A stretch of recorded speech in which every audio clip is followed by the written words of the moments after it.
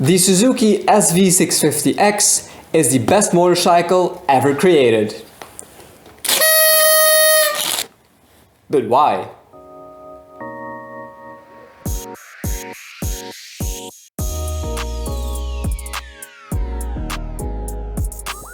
The first reason, and one of the main reasons I picked the SV650 over something like the MT07, was the amazing bang for buck this bike provided.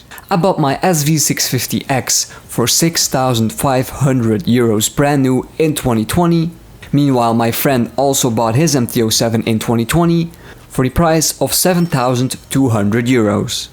That is 1,000 euros more over the base SV650, which makes this bike an amazing value considering the SV650 and the MT07 have very similar specs and engine characteristics.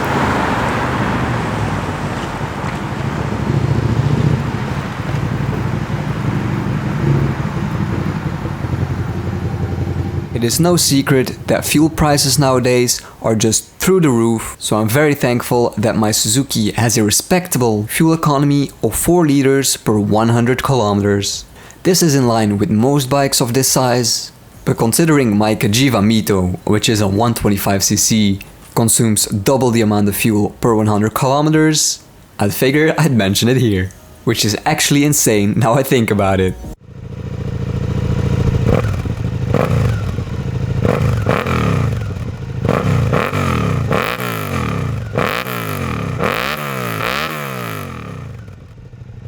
The SV650's 90-degree V-twin produces a beautiful exhaust note, unleashed by my SC Project exhaust.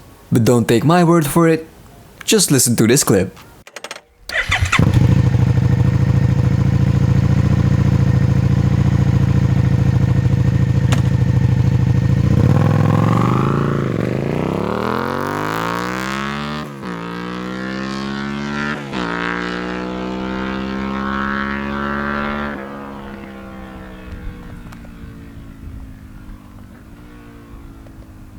Besides producing a beautiful exhaust note, the engine makes this bike a joy to ride.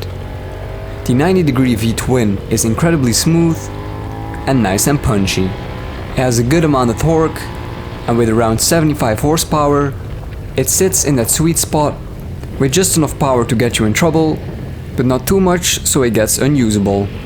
These middleweight 650cc's are the perfect bikes for our European roads.